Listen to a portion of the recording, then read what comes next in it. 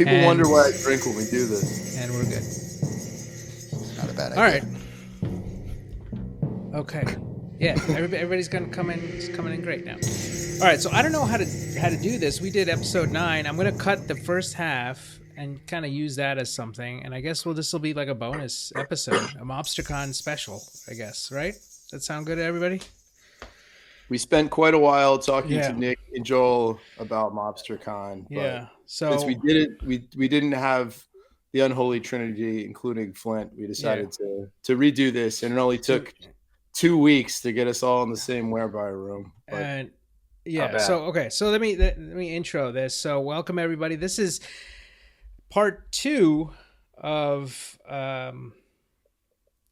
I don't know. I guess you wouldn't call it a part 2. This is actually the first Mobstercon special edition episode where we have the winning team, the team that won Mobstercon a little while back. I wasn't there, so I will not be participating as much as everybody else. I will just be living through your experiences. But I'm here with my co-host Jared Susney. We have Flint, Nick, and Joel, who were the winning team at Mobstercon this year.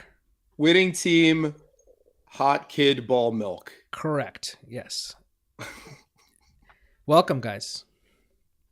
Hello. Hey, pleasure to be here. Thank you for being here. Is it Nick? A second time. Let's just ignore the 2 weeks, 3 weeks that it took us to get a schedule for us to be together to actually kind of record this, and the half an hour it took me to set this up. But this is a testament to everyone's fortitude that we actually put this together, because it seemed like we might not, but we did.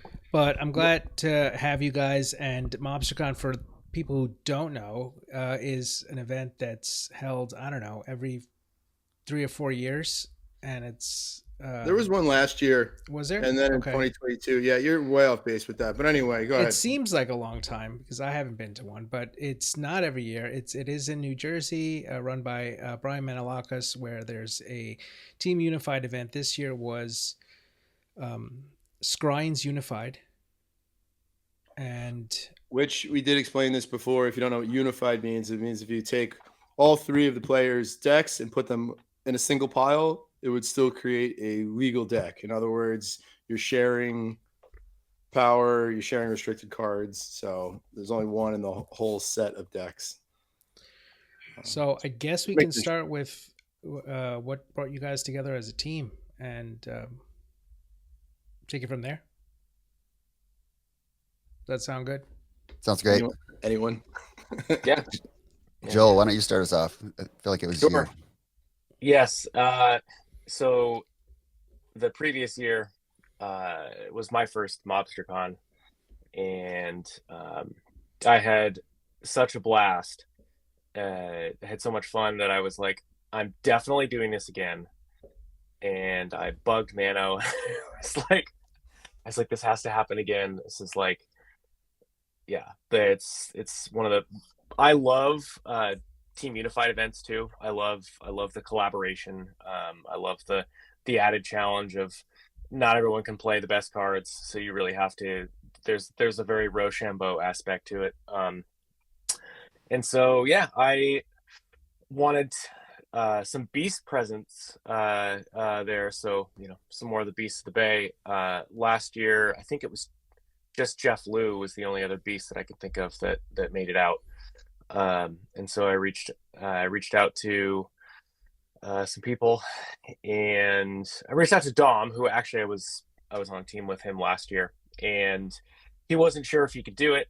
And so I reached out to, I was like, who else is planning on going? And Flint had responded, and I was like, I just DM'd him. And I think the first thing I was like, let's take this down or something like that.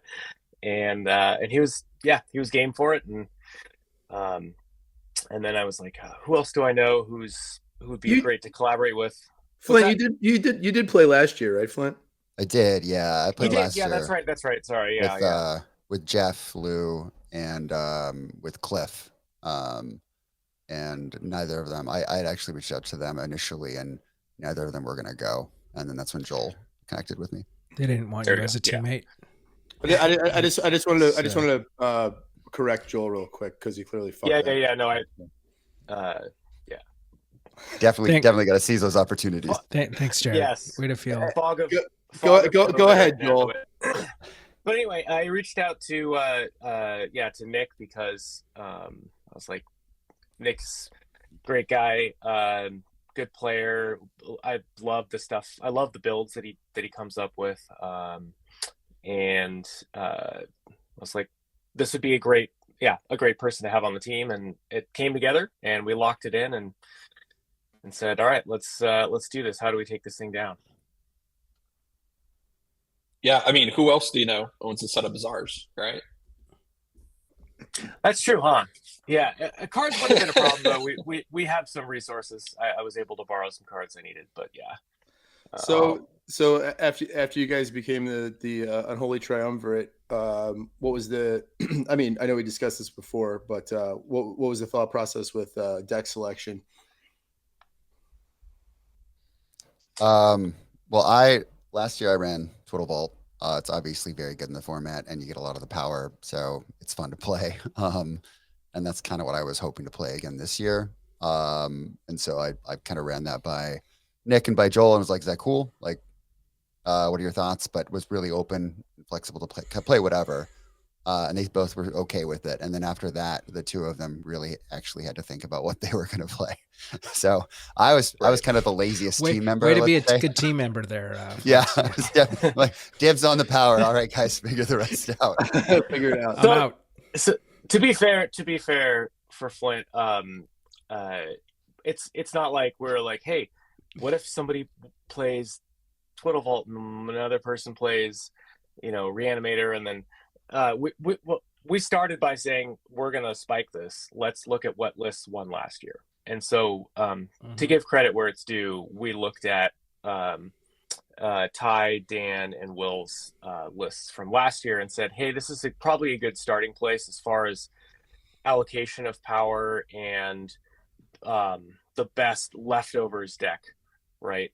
And so we should probably also just briefly state that there's a special rule for Mobstercon that Mano came up with, and that is amongst the three decks, any team can run any number of Savannas. Savannah is a basic land. It's fully unrestricted. Yep. Yeah, basically, exactly. So Mano hates Savannah. He thinks anyone who plays it is a joke. And so you can put as many as you want in any of the decks, and you're not going to win. Right. So, so that's just to kind of lay the ground how we came up with kind of our starting basis. So if I recall correctly, Ty played Twiddle Vault last time, correct? And Dan played Reanimator. So did you take a look at you're the one that played Reanimator, Nick? Did you take a look at Dan's list and like tweak anything? If I recall correctly, there were some differences maybe in the dude package. Yeah, for sure. Happy to talk about it. So I didn't go to Mobstercon last year. I was like planning on it, but my team kind of fell through last minute. So I didn't really know the power level of the format.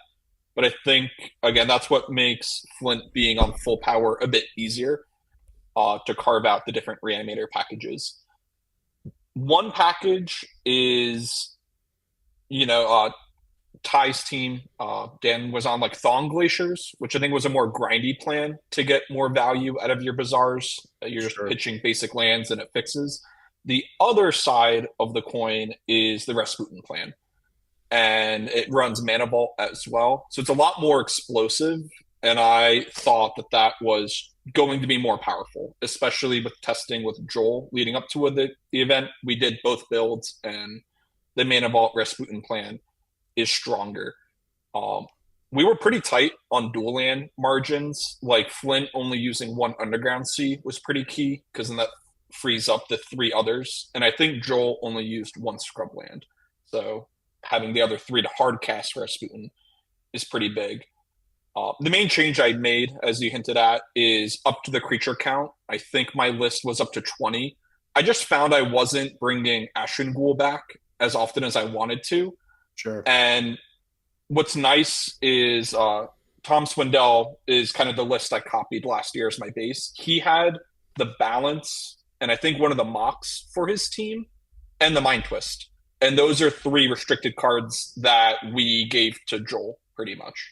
So that freed up, just put more creatures in and just made it a lot more tighter and consistent. So then Joel pretty much winds up with the ham sandwich deck, Yep. which he perhaps, which I liked. Yeah. I liked having to, be the leftovers, just like how can we maximize on, cards that are going to maybe people won't expect to see, or that might take people by surprise. You took a different route than Will Partial was the unpowered ham sandwich list last time, and he took right. He went a different direction with another strong deck in like band colors, but you opted for some other choices instead. Yeah, I wanted to play black cards. So yeah, as you mentioned last year, he was green, white, splashing blue for like memory lapse, basically, and he was pretty Armageddon heavy too, if I remember correctly. Yeah. It was basically green, white Armageddon with mana dorks and the memory lapse. Yeah, he had and mana war on the sideboard and four ties. Yeah. And the tithe helps with your fixing. Basically, sure. The deck has incredible mana. The addition of tithes to the card pool is way in an unlimited Savannah format is way more powerful than land tax. And right? and he did play eight Savannahs. Right. So I actually ended up playing 7 because I wanted to play the scrub land. Tithe is so great. Any of the white lands, the white duels, you can just grab. It's awesome. I found that I was very consistently getting my mana for. I think initially I tried to do even all 5 colors, but I decided I just want to focus on the black, and I wanted to run a 5th Geddon because Geddon is just so powerful. So that's where the Nether Void came in, which actually works great with dorks. And then I thought, hey, if I'm going to run Nether Void, you typically would want to run, if you're running Void, you want to run like as many strip mines as you can. It's a 1-strip format. So, and you want to run factories, and I'm running Geddon deck. So, so you want as many dorks, basically as many bodies. So I threw a Pendlehaven into, just to like pump some of those random 1/1s. But then the factories, I was like, they were not. I couldn't see like how they would be main deck in any of our 3 decks, so I actually just threw them in the board. So really quick, Jared, you want to just run through Joel's deck? I was just going to ask Perfect. if you wanted me to do that thing that I do. Yeah, let's do Joel's. I mean, you already talked about a lot of it, but just that's true. But again, given it's the ham sandwich, and he's definitely got some, I don't want to say odd selections, but it seems very carefully selected. So we'll just run this over, and then we could pick it apart a little bit more. So, Mox Pearl, Scrubland, Pendlehaven, 1 strip mine, 4 Tundra, 7 Savannah, 3 Bayou. Mind Twist, Balance, 2 Memory Lapse, Sylvan Library, Nether Void, 3 Tithe, 3 Disenchant, 4 Serendip Efreet, 4 Armageddon, 3 Birds of Paradise, 3 Savannah Lions, 4 Swords to Plowshares, 4 River Boa, 4 Urnham Djinn, 1 Llanowar Elf, 2 Kyrian Ranger, and 2 Elves of Deep Shadow. And then the sideboard is Copper Tablet, 2 Tormod's Crypts, 4 Mishra's Factory, 2 Mana War, 1 Blue Elemental Blast. Is that another memory lapse there, Joel? I can't tell. What's the other sideboard card? Is that a sideboard? No, it's a Windrake. Oh, it's Windrake. Azure Drake? Azure Drake. Azure Drake. That is an Azure Drake. Yeah. Exactly. Sorry about that. It's It's kind of blurry because man, I did a shit job with the photos. One Darrow Lore, one Forsaken Waste, one Sarah Angel, and one Disenchant. So yeah, I mean, looking at the creature package. I mean, it's there's like the one Llanowar Elf versus two Carrion Ranger versus two Elves of Deep Shadow. How did you how'd you do the arithmetic on those? Yeah, that's it. That's a great question. So, if you look at Will's deck, he's not running any Quarian Ranger, which I was like, and maybe that's correct. I don't know. My thought was I'm an Armageddon deck. I want to maximize the value from Armageddon while minimizing, hitting my own lands and the card fucks in that respect, right? Because you return a land to your hand, you can then tap Birds of Paradise twice, and then get in and save a land. So I think it's a really good call. Yeah. Yeah, And it's go ahead. It's good with Tithe as well, right? Card is so good. Yes, it's very good. And I just thought, like, hey, maybe even if it's not the best, like, I want to run it, just because this is Scryings. How often do I get to play that? And I mean, I wouldn't force it in if it was a shit card, but it can be great for combat tricks. It can be great for powering something out early. You can make 4 mana on turn 2 with it. Like you can play it also helps you cast stuff through Nether Void if you have it in play as well. Exactly. Like if you're not drawing lands, just tap that land, return it, play it again, tap it. So it's I loved having them in there. I think it's a fantastic Mind Twist deck, actually. Even though it doesn't have all the power, like I could easily Mind Twist for 4 on turn 3. I think having the Mind Twist in the Armageddon deck was pretty good idea, honestly. Yeah, it's just resource denial. Did Flint and Nick help along with your pile at all, or did they just like look at the cards you were selecting and go like, all right, dude, you're on your own with this one? Like I feel like your deck is the one where there's a lot of choices to be made, because Flint is like pretty stock. Pretty and we much can go over it later, and then the Reanimator deck is pretty build itself. But did they? Yeah, so Flint said, I guess you can have the Mind Twist, which actually ended up being really great. I love that card in Total Vault. He parted with the Mind Twist, which was generous. Yeah, my twist is pretty good with 4 recalls, right? And then he also wasn't running the Pearl for whatever reason, so I was snagged that. It's because you had balance. Because I'm not running balance. And the balance was very good with balance, yeah. But yeah, as far as like, I just kind of I wanted to do something that was a little bit spicy, but also I think one thing we should mention here is the way that this works is you have a pre-selected seat. When you walk in the door, you choose your seat selection and you play only people in seat A, B, or C. Depending on what your stamp is for that entire tournament. And so one of the things to think about is, again, this rock, paper, scissors element of what decks do we expect to face and what position do we think they are going to be in. And that does end up affecting how you construct your deck, right? You guys actually do that? I mean, the only thing I can think of intelligent after the fact. Actually, my thought was like, I need to be able to beat Twiddlebolt.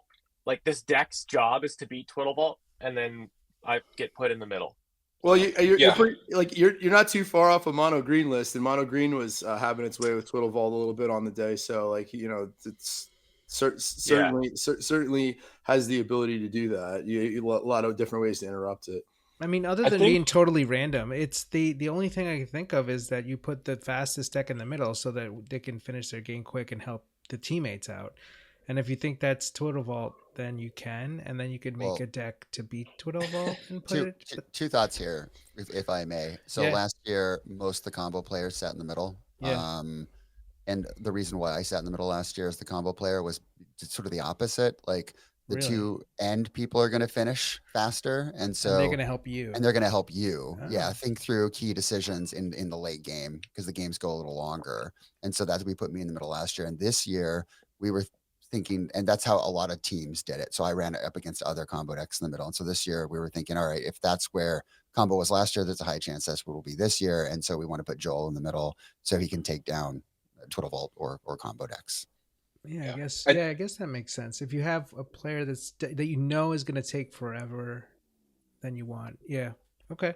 Well, and from a deck selection standpoint, I thought we honed in pretty quick. Like Flint would convert most of his games, right? So that's like one kind of auto win. Joel's deck, we No just pressure. were trying to get, we're trying to get to a coin flip with Joel's deck, right? Like Geddon is so polarizing, he can steal games if needed. And then Reanimator is like it loses against the other combo decks, but then beats up on the small creature decks. So a bit more matchup dependent. But I think that's like the architecture high level. Mm-hmm.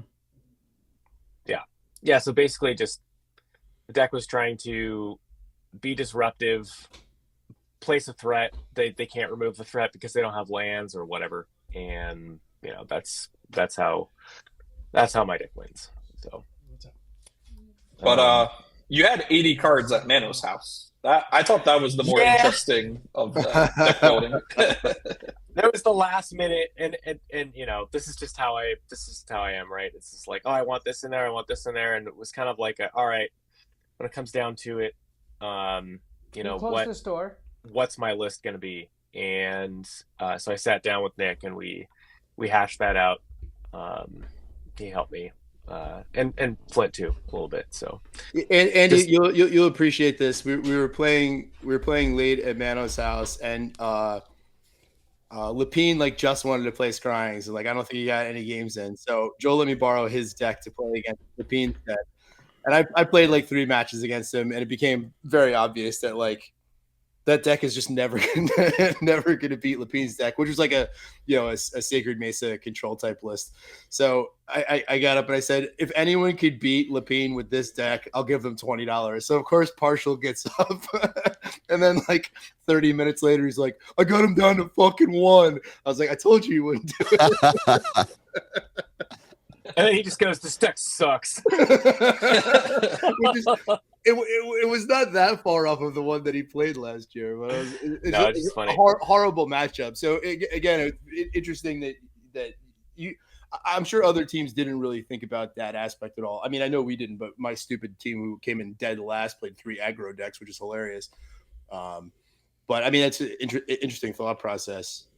Even though you guys didn't win the Swiss, I feel like that might have been better for the top 4 matches. Should we talk about Flint's deck a little bit? Yeah. I was actually just bringing up Flint's list from last year to look. Did just briefly looking at these, Flint, did you play exactly? Well, let's run through what he played this year first. Okay, yeah. So Flint's list from this year, we have. I got to shrink this a little bit so I see the 4 Howling Mine, 4 Twiddle, 2 Emerald Charm, 4 Time Vault, 4 Recall, 1 Transmute Artifact, 1 Fireball, Black Lotus, Mox Emerald, Mox Sapphire, Mox Jet, Mox Ruby, Soul Ring, excuse me, Chaos Orb, Fellwar Stone, Mana Drain, Counterspell, 3 Sylvan Library, Demonic Tutor, Brain Geyser, Wheel of Fortune, Ancestral Recall, Time Twister, Time Walk, Regrowth, Library of Alexandria, 3 City of Brass, 2 Volcanic Island, 1 Mana Short, 3 Latnam's Legacy, 1 Basic Forest, 4 Island, 4 Tropical Island, 1 Underground Sea. And the sideboard is 3 Beb, 1 Hurkyl's Recall, 2 Tormod's Crypts, 1 Tranquility, 2 more Emerald Charm, 2 City of Solitude, Guardian Beast, 2 Elder Druid, and a Reb.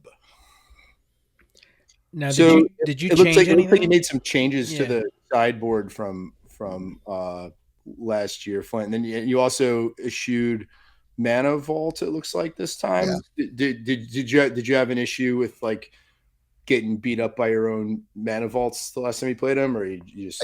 I did. Yeah. I mean, there were a couple of games where I was digging for either a transmute or a Hurkyl's Recall just to get rid of it because I wouldn't have enough mana to keep comboing, and it can really help accelerate the deck. And I I have more reps with Twitter Vault now than I did last year. Like last year, I think it was my first time playing the deck was at Mobstercon. But I played it pretty frequently throughout the year. I played it at NoobCon in 2 different tournaments, and then I played it in some other games with the Beasts in prep for NoobCon and with Danny Friedman and a bunch of people. And so I have made some changes to it since then, obviously. And if I play, I don't know when I play at LobsterCon yet, but if I play it there, I'll probably play a slightly different list too, obviously. But for this one, I got rid of the Mana Vault. And I don't remember. Did I run just 2 Latinam's Legacy last year? I don't remember if I had 3 in that list. Hold on, I have it up. No, you had 3. It was You had 3, you had okay. 2 you had 2 transmute artifacts as opposed Yeah. to just 1, It's the and one. you went with an extra Sylvan library in your main over Yeah. 2 from last year. Yeah. Yep. Yeah, that sounds right. And then with the sideboard, made some changes there as well, like the Guardian Beast for the really hardcore white decks that don't run blue or whatever, or red or for like shatters. If Sure. if they're gonna board out their swords or whatever, and we go to a game 3, it's kind of fun to bring that in. And then the Elder Druids in theory crafting, not in testing, I figured would be very good against other Twitter Vault decks, and they were. I beat another Twitter Vault deck with an Elder Druid like quite handily, I would say, because they just don't have a lot of interaction for it once it hits the board. Yeah, I did. I think I was watching that match. Was that against?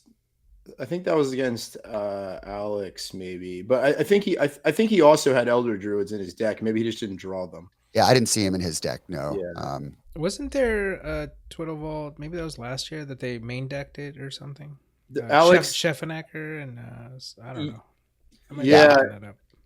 Yes, I think again this year actually. Oh, Yeah, okay, same. Alex Cavalier had 2. I think that was the list you played. Yeah, Chef played 4 main deck again. His deck photo is an atrocity, but it looks like he has 4 main.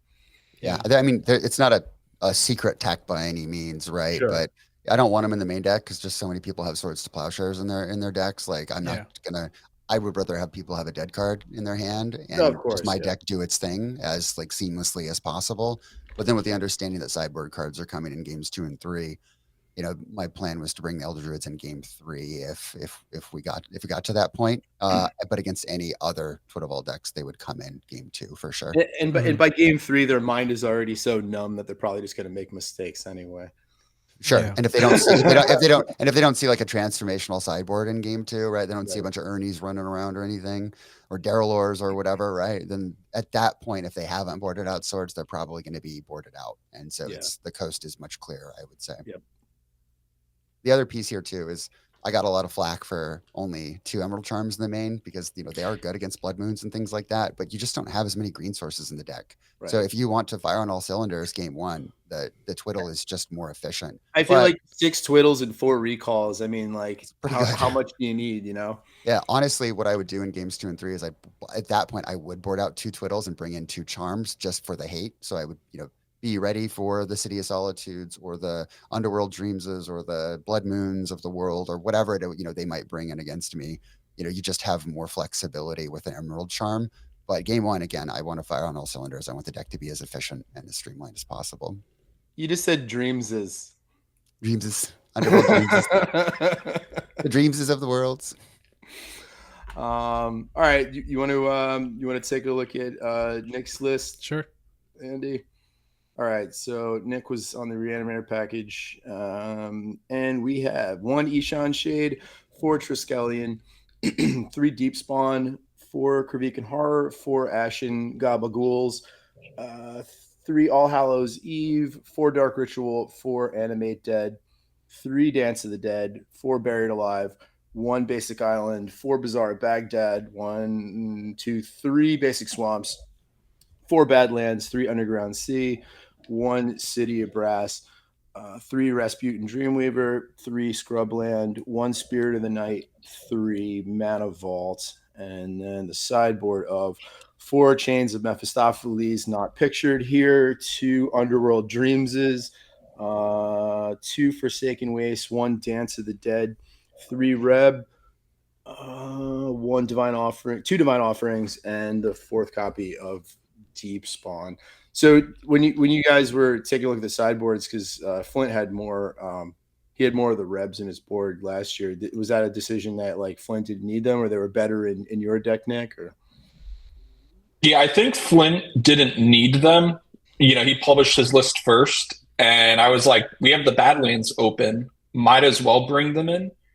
It did make me a bit more susceptible to Blood Moon, and Primal Order is kind of scary. But overall, ended up working out. Like bringing in a Reb saved me one game where my opponent went to Beb, or not Beb. Maybe they went to like Time Walker Transmute. I ended up countering, their spell. So it worked out. The 4 chains, we just figured that was the best card against Time Vault, and that's really my only like hope and prayer in that matchup is to mull pretty aggressively into it, and then hope I can land a threat of some sorts and clock them. But overall, yeah, because you really can't switch your plan up very much. Like just add in the dreams and the chains, and it's probably like you said the best you could hope for. Yeah, you can only dilute your plan so much. Kravikan Horror comes out a lot. You just get off of the value plan and go more into the hate piece plan. Of note, Spirit of the Night sucks. For future Mobstercon players, do not play it in your Reanimator deck. I never brought it into play. Eureka, man. Eureka. Joel told me the day before the event, he's like, you can't animate them. Hey, you can't right? do that. I'm like, what do you mean? Well, technically you can. It just the animate deck falls off, and then you can all hollows. So, you can all hollows. You can all hollows it in, or you can hardcast it. We'll get into the games, and it's like I barely cast all hollows. The one nice part about the Mana Vault package, so your main nutty plays, right, all start with like 6 or 7 card Bizarre hands, but having Mana Vault lets you go turn 1 Mana Vault, turn 2 Buried Alive, Animate Dead. And having that like kind of backdoor plan B, I thought was very important. Now, you didn't always have Mana Vaults when we were testing. So when can you, I guess Flint not having the Mana Vaults, not needing the Mana Vaults actually opened up that door for you. Was this a last minute thing or? So I think Flint had 1 in his original list, and that was the last card to be cut. So the 3 were open, and I felt 3 was a good number. But I talked to Ty at Silex Slam 2 about, his Reanimator build against Tom's, and he even said he would have rather done Tom's. And that's when I was checking. I was very paranoid about like card duplication in our list, and the dual lands ended up working out. I think that's like the real key is how Flint built his Time Vault deck, and where Joel was kind of like going in an 80-20 direction with his deck, like the duels just lined up that you can hard cast Rasputin. Yeah, Rasputin like pairs kind of nicely with Mana Vault too, so like so you don't get stuck with it quite as often. Like in 100%. Yeah, it looks like the biggest thing I learned in practicing with Joel was like what Buried Alive creatures you'd select, and I pretty quickly figured out you put like a ghoul on the bottom, and then you do Rasputin Trike, because Rasputin was that important to unlock the rest of your hand if you get it out. And you only get Spirit of the Night if you have all hallows in your hand. Yeah, like actually. Yeah. It should just be this song. You started out mono blackish, right? And then like the Rasputins were not in the deck initially when we first started testing.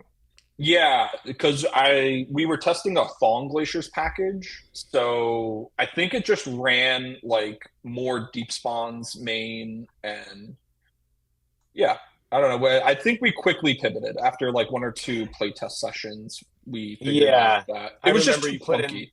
You put in the trike or the you put in the Rasputins and the Mana Vaults, and all of a sudden I had trouble winning games. Yeah, I don't even think I had like 4 trikes. Yeah, in the first build. And what we figured out too is like in normal Atlantic Bizarre Reanimator, right? The mocks speed you up a turn, but my deck not having any acceleration through mocks, you really can't be Thawing Glaciers. Like you're basically time walking yourself with your land drop. I'm kind of surprised to look at Dan's list, which did go. He had 3 Thawing Glaciers in the list, but he also, Ty literally had all the power in his Twiddle Vault list.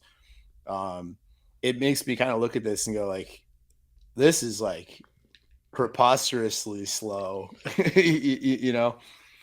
Like the best thing you really hope to do is like maybe get an early Buried Alive into an All Hallows, or like just maybe like win real quick off like a Shivan or Deep Spawn on an Animate Dead. But like Thawing Glacier's plan is just like, well, it's glacial.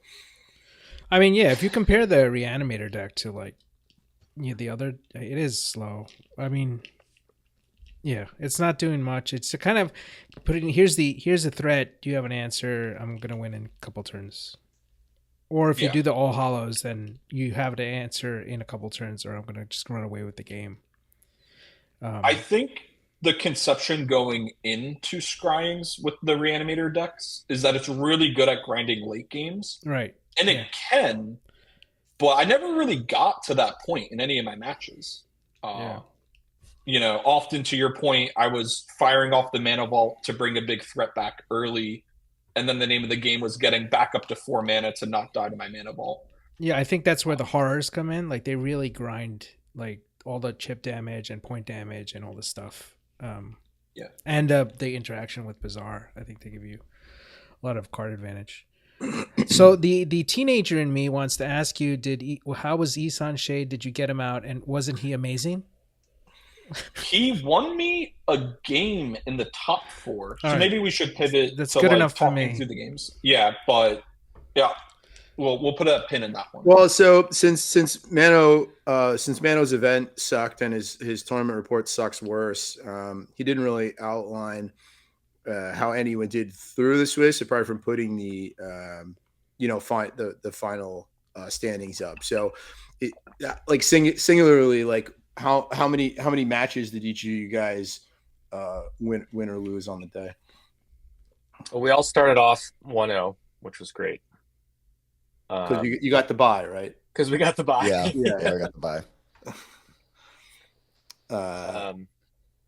And then what were your individual? How did you guys perform? Win loss, And then we can talk about matchups. I'm just curious, like like Flint, you were supposed to go undefeated. Did you? I dropped one. I went all of them except for one against Jacob Van Moonen on ATOG, and we went to a game 3, and I drew a lot of recalls and not a lot of lands, and Black Vice got me in game 3. But I won all my other games, except there is a funny story that I have about Don Perrion. And I don't know if you guys already talked about this, but he was on a red artifacts mana flare list. Mana flare, yeah.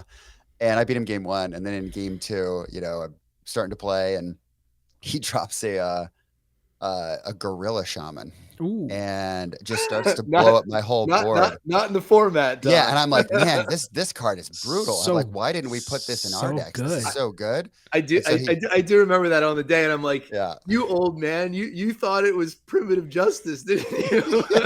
So he's got in his deck photo, it's primitive justice, but it's gorilla shaman is what he ran. And so he just destroyed me game 2, and then made some comment to to Ben, his teammate, and was like, yeah, this gorilla shaman saved the day. And he's like, what card are you playing? And then Mano walks by, what, huh? And I didn't know, because I haven't played a lot of Scryings, and I had no idea that it wasn't legal. You were already thinking about next year. Be like, we gotta make a deck. 4 of these. Yeah. So he ended up conceding and letting me win. But I got destroyed in that game. Gorilla Shaman's an absolute beating. A hell of a card. Don's deck photo is actually a mana stack that he put on here. It is indeed primitive justice in the sideboard. Yeah. But other than that, I won all my games except for against Jacob Van Moonen. I lost 1-2 to him. Nice. Joel, how did you do? You're on the middle seat. Yeah, sorry, Andy. How'd you do? So this is interesting. My record, I think, was even. Okay. As we go through the round by round, we'll tally it up again, but like I think I ended up being even. What was important was how I did relative to Nick and vice versa, right? Because it's, again, for those who aren't familiar with how a Team Unified event works, it's 2 out of 3. So you need your team, 2 of your 3 teammates need to win for you to take the round, right? Correct. And so a lot of, I guess, just the way the opponents ended up being seated, we traded off a lot. So a lot of Nick's losses I won and vice versa. So, which ended up being important, right? Since we had to get that 2/3 majority. But not as well as I thought, though. Not as well as I thought I would have done. So did you wind up running into Twiddle Vault, like based on your? I did. And I don't know if we're gonna do a round by round. We'll get to that. But the deck did what it needed to do against Twiddle Vault for sure. Then how did you do on the day individually, Nick?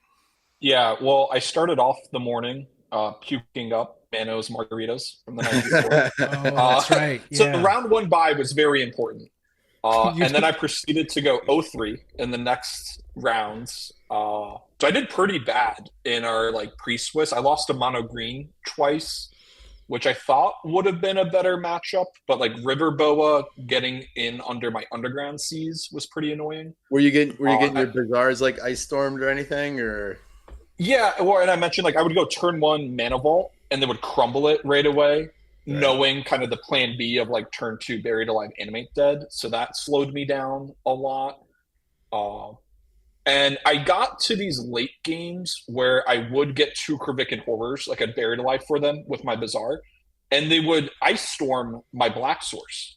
And I dug for like 10 cards in 2 different matchups and never hit another Black Source to like chain going Rasputin into Trike, into Animate Dead. So it was brutal, but I ended up closing strong, winning the last 2 rounds. But before the final round, I told like Joel and Flint, like they flew into town. I live in Jersey now. And so I was like planning on hanging the whole day, but I was so sick. I was like, if we don't make it to top 4, like I just need a piece. Like I'm going to die. So I need to die. Yeah. So that's good. You had the first round to like kind of, physically prepare yourself for the day, I guess. Yeah, and I'll say like having Joel in the middle seat as like this beacon of energy the whole time was also really helpful, and after lunch I felt a lot better too once I got some food in me. Or like a beacon of cocktails, but yes. Dude, what round did you start putting the cocktails in the middle of the table between you and your opponent? Yes. So again, there's no round to round standings posted on Mano's crap report. So do you guys remember? Like, I have no knowledge of like how your rounds went. I mean, was there anything you guys want to highlight, or any of you like take notes or anything? Yeah, we don't have to go into specifics. I don't know if we have that kind of time, but we can just kind of. We had that kind of time. We had that kind of time. 25 fucking minutes trying to figure out how to get your mic to work before we started the podcast. We've moved so on. Round 1, we had the bye. I actually practiced to get. This was actually important because I played Flint a few times just to be like, what do I need to actually do? And realized very quickly after a few shuffle ups that if I don't mulligan to a hand that can turn 3 Geddon, I don't have a chance. And so I ended up using that when I did eventually face Twiddle Vault. So that was actually super helpful. But yeah, we lost the first round we played. We lost, I think. I don't recall. I think I was against someone playing like red green or something, and I don't think I mulliganed aggressively enough. I don't know. Do you remember what you were up against, Nick? Yeah, I played against Levi, who was on full power bots. He basically took the same deck he played at Spike Summit and brought it here. So yeah. So and I lost. Yeah, so we lost. yeah, we lost that one. I think Flint won, but it wasn't enough. Yeah, it looks like Levi was on a team with Mike McLaughlin. He played a very low to the ground red green aggro deck with starring no less than 3 Barbary apes. God bless him, and some dwarven miners. So yeah, The Alex, Dwarven Miners Barbary really good apes? against my- Savannah. It turns out. Yeah, he's got a couple Stormbinds as well. So It was a cool deck. That match went to 3 for sure. I wasn't able to. I think I just didn't mulligan aggressively enough. And I got primal ordered the fuck out. It was awesome. I had several answers, especially in the form. I think I had like 3 disenchants and 4 Geddons, right? And he's only got two primal orders in his sideboard, so you got hosed. I did. It was good. I deserved it. It was awesome. I think magic. you went to Tithe, and I was like, dude, just grab like 2 basics. And you're like, I don't have basics. That's the one thing, yeah, where like looking at Will's list, like he was playing around Blood Moon and in Primal Order. And I think I could have made maybe thrown a forest or a forest and a plains in or something, but yeah. With 4 colors, it's a little tricky. So I think we lost that one.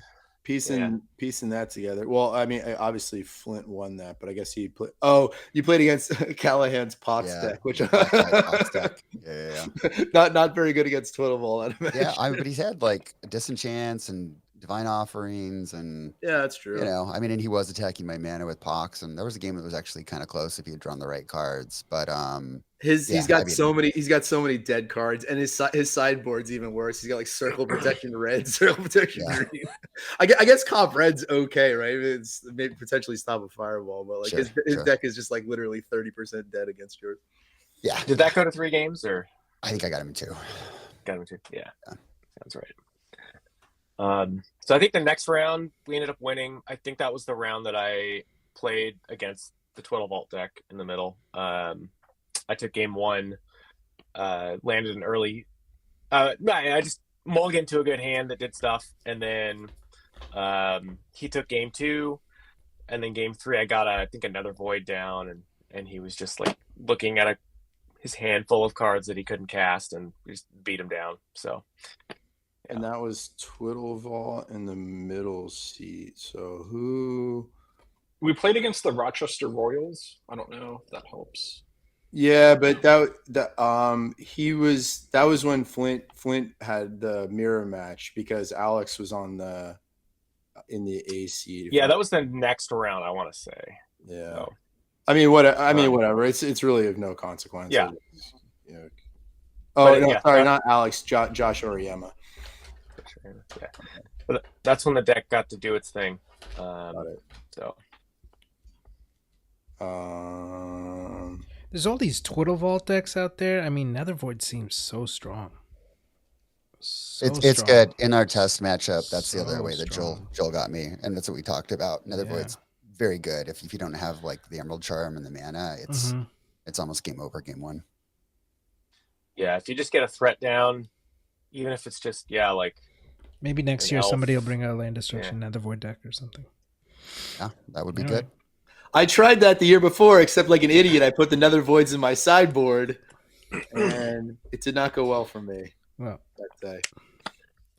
No, I was actually borrowing Nether Voids, and on the plane ride back, I picked one up. I was like, I gotta take this with me. I was like, I gotta. It's like I gotta bring the misery back home. Yeah. Good deal on Discord, but I was like, hey, I got to do this.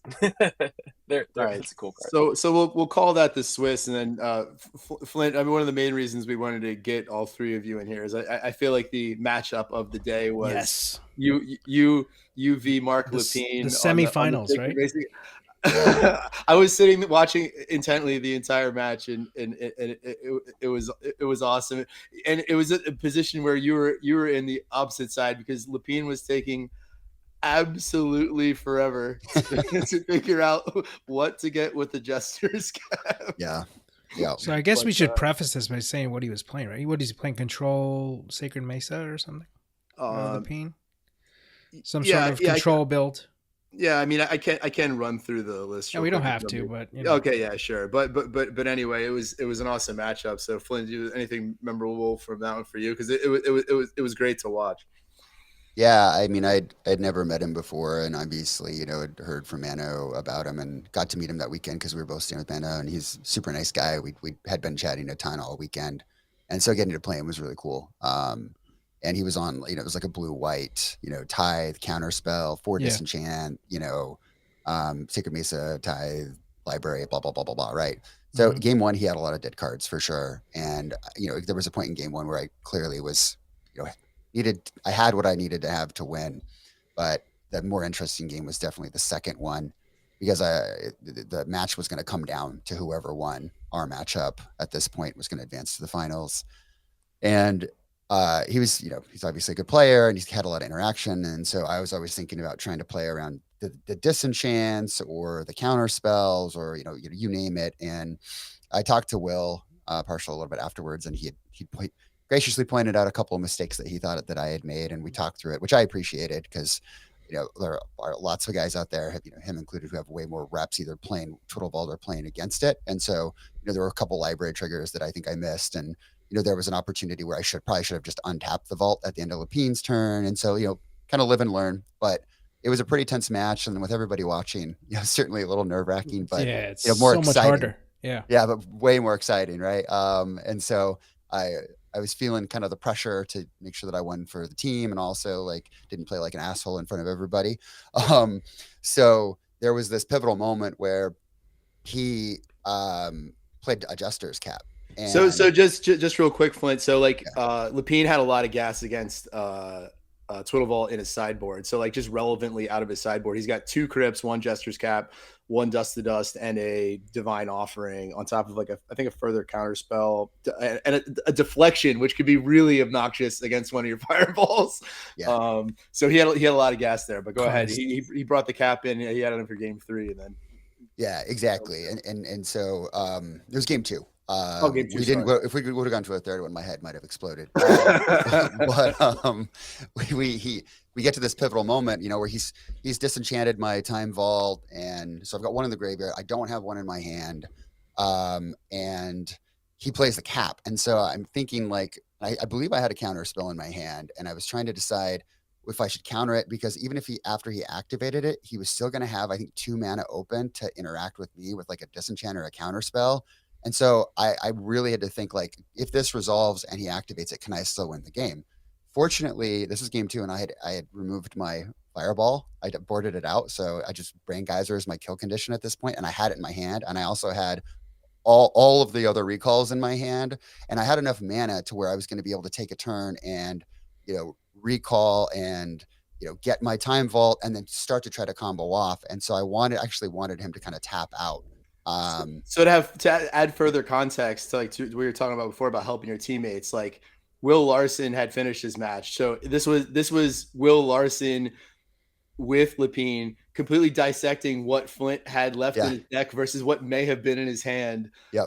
It took at least I think it had to be 15, 20 minutes. It was probably 15 minutes of them just looking at my deck. This is after he activated the cap. Yeah. So I'm actually, if he resolves this, it's okay, because I have the 3 of the recall in my hand. I have the Brain Geyser in my hand. I have the counter spell. So with his last 2 mana that he'll have open, if he activates it, even if he has a disenchant or a counter spell, I can protect my Time Vault and I can try to combo off, because I had Twiddles in my graveyard as well. Mm-hmm. So I had everything that I needed in my graveyard for the recalls. I had the counter spell, but I didn't want to try to counter his cap or whatever and then get blown out the next turn when I tried to combo off or something. So I saw a window where I could win if I took this line or whatever. And I had plenty of time, I thought about it for a little bit, as it was on the stack, and then I eventually let it resolve and they just went for it. And so they're looking at my deck and they're like, what does he have in his hand? And then slowly they realize that Larson looks at Lepine and he goes, he's got the nuts in his hand. He's got everything. Oh God, he's got everything. Yeah. And leading up to this, so back in game 1 when I was still playing Will, this is where the teamwork, sharing of information is critical. So it was letting Flint know, hey, what does Will have? What blue power does Will have in his deck, so he knows what to expect against Mark, right? Yeah. And interesting, Flint. You might remember better than I do, but like had Mark taking one different card with the cap, he might have been able to get you. And I can't remember the exact series, but they beefed one card out of the 3 that they should have removed but didn't. Yeah, I mean, knowing that Brain Geyser was going to be the way that I was going to try to win instead of Fireball, if they had known that, right? Because they thought I had a Fireball and a Brain Geyser in my hand, it's a little harder to win with Brain Geyser, right? Because you have to take more turns, you have to really think about how you do your recalls and everything. And so I think it was like if they had taken like maybe it was another one of the twiddles that was still in the library or something, because I had 3 recalls, so it wasn't a recall. I feel like maybe it was twiddle or it was something else. I don't entirely remember. I think they were supposed to take regrowth and 2 twiddle effects. Yeah. Regrowth. The key here is they crypted you before and your Time Twister was exiled. Yes. Right. Yeah. And I forced the crypt activation. I had to like force it when I forced it. And so it was a fresh graveyard that I was working with at that point. Yeah, you like recalled for 1 and then they exiled. Yeah. Right. Yep. I just forced it. Yep. So yeah. That would have, I still could have won, but it would have been a lot harder to win, and I could have fizzled, which is one of the cool things. I mean, say what you will about Twiddle Vault, it's obviously not very fun to play against. I get that because you just kind of F6 and wait and see. But I do like the fact that it's non-deterministic, right? It's not just a 2-card kill combo. This isn't like a Time Vault and Voltaic. Oh no, you could very much fuck it up yourself. You could really mess it up. And so like getting to actually like play the deck and really play the deck is a fascinating thing for me. So it's really fun to try to like to do it and combo off. And them, they were basically trying to play my deck when they were going through it. They're like, how is he going to try to kill us? Like are these turns going to play out? We know he's got the Time Vault in his graveyard. We know he's got the recalls in his hand. So like, what do the next turns need to look like for him and how can we stop that? And meanwhile, you have like the poker face and you're like just staring back at them like, oh my God. All right. They figured out 3 of the 4 cards in my hand. Flint was completely glazed over when like Mark and Will were like going through all of the permutations. It was pretty funny. Like, all right, yep, just take your time. I thought about it before I let it resolve. I think at that point I maybe brought you a cocktail, gave you a massage, something like that. Yeah. The funny part is like Lapine would have had very little chance to actually like come to the conclusion they came to without Larson, because like Larson obviously knew the deck very, very well. Yeah. But like Mark's literally never played this format before, so just his thought process versus like adding that with Will's, he had a lot more information than he would if he was going at it solo for sure. Yeah, and game 2, did we say what they did take? I don't know. I don't think we did. They took 3 Time Vaults. Or spoiler. Yeah. And it was that's right. It was the regrowth that wound up being the silver bullet. Yeah, and the game 2, like after Will finished, I really felt like I was playing against both of them. It's like, and then and then coincidentally, you wound up top decking the regrowth very soon after the cap resolution, and it just made it easier. Yeah, it made it even easier. So. I'm glad that was a semifinal match and not timed, and because it gets awkward when it's timed and it's like, okay, you could technically dissect my entire deck with the cap, but come on. That's another special rule of Mobstercon is what happens if you go to time. Oh, you have to call over Mano and argue your case, like this is why I should win, and this is that's which I actually agree with. I think that's kind of cool, but I like it too. I mean, orb flips like that don't always go your way, and it's a special skill. Kind of gets old. Yeah. I feel like once we won that match, though, we were just locked to win it. Not to disrespect our finals opponents, but like I was like, oh wow, this is like in the bag.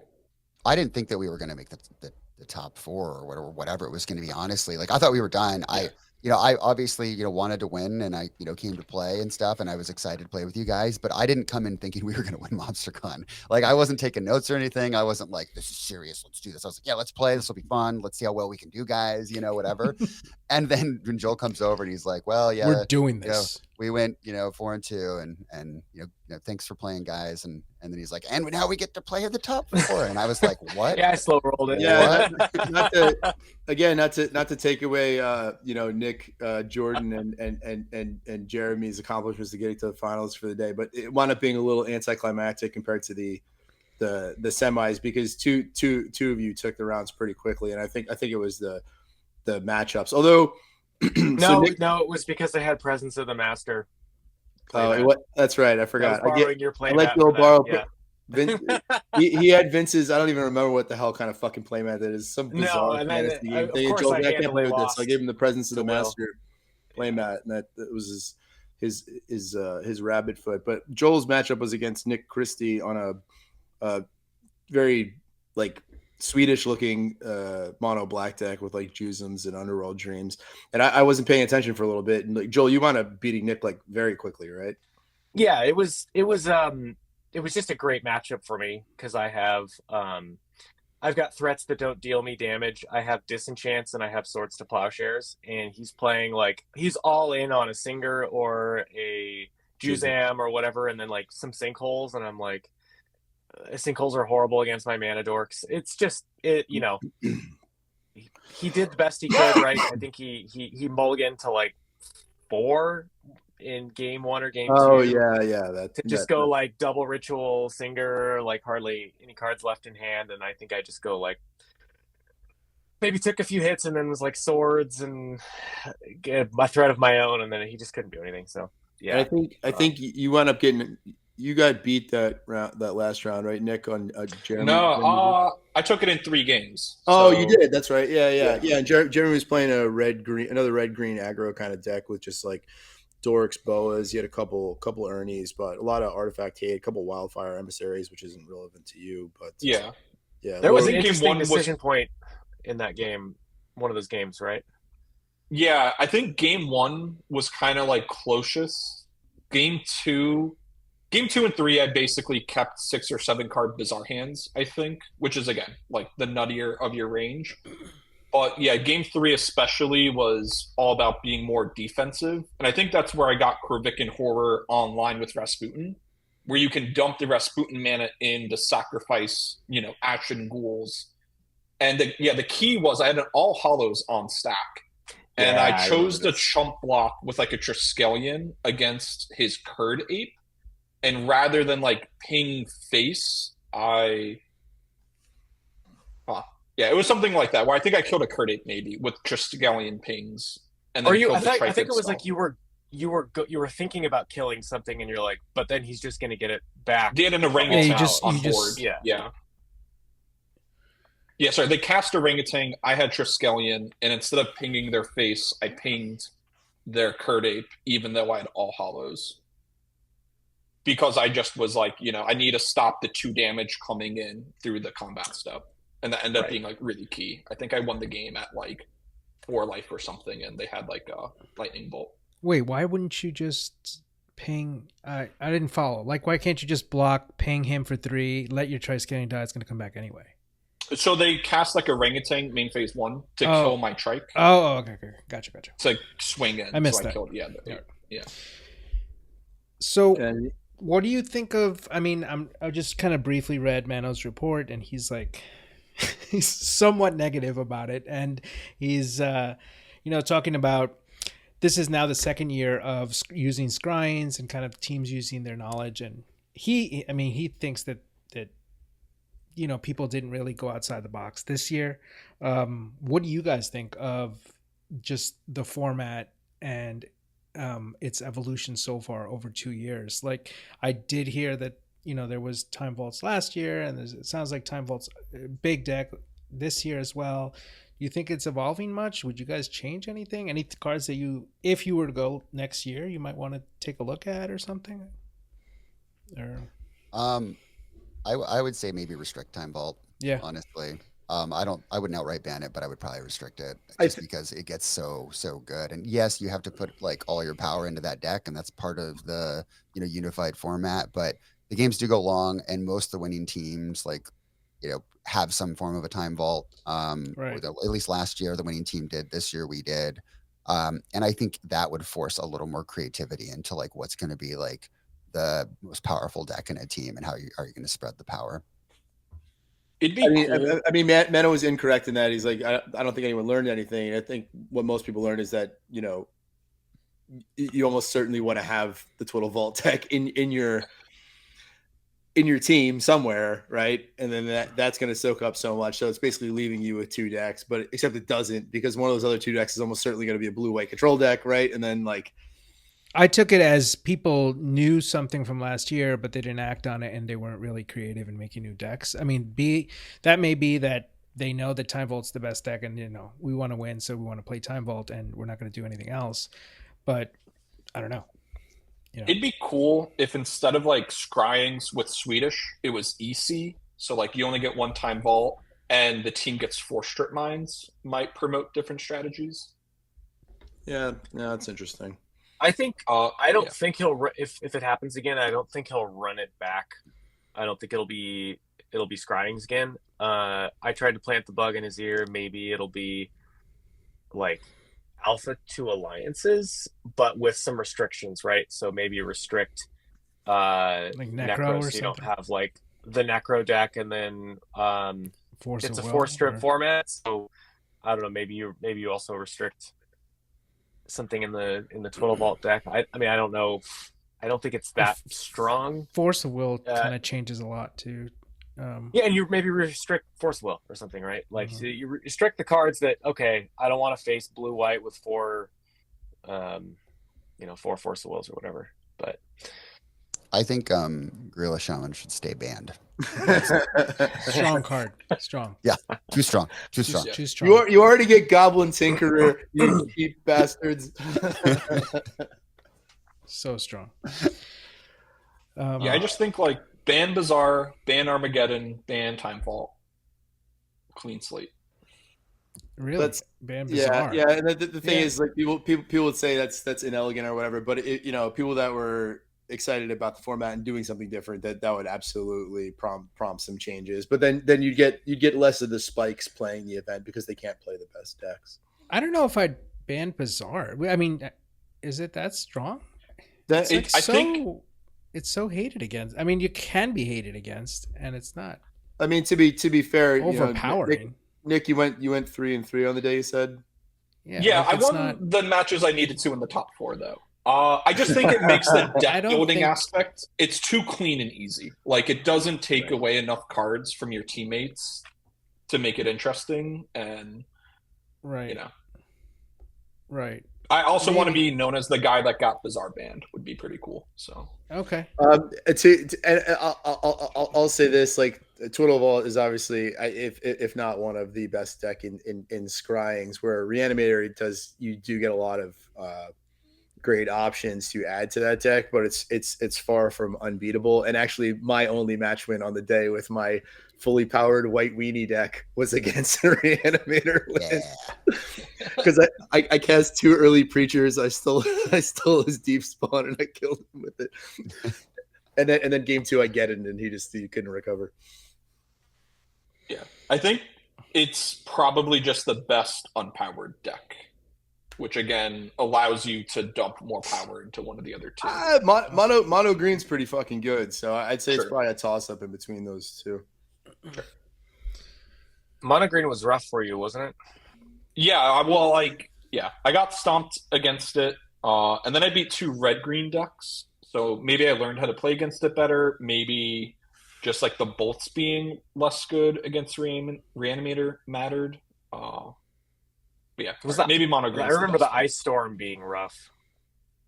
Yeah, hitting my only black source several times. Yeah, Ice Storm's tough, and if they have Dwarven Miner, that could be a problem as well in red green. Yeah. All right. I think that's about it, right? Unless you guys have anything else, I think that covers all of what we wanted to talk about. I would just, as shitty of a tournament report as it was, I guess that's the consensus. And as self-deprecating as Mano loves to be, it's negative on both sides. Yeah.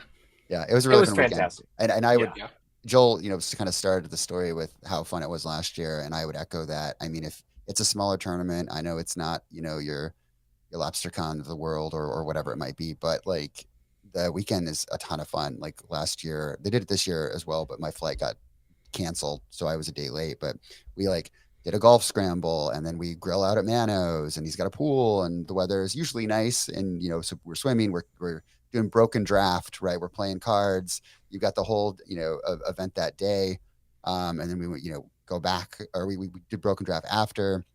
There are usually little events before and during and after, and so it's a really good time. It's a smaller crew, but it's more intimate. The food at the venue is great.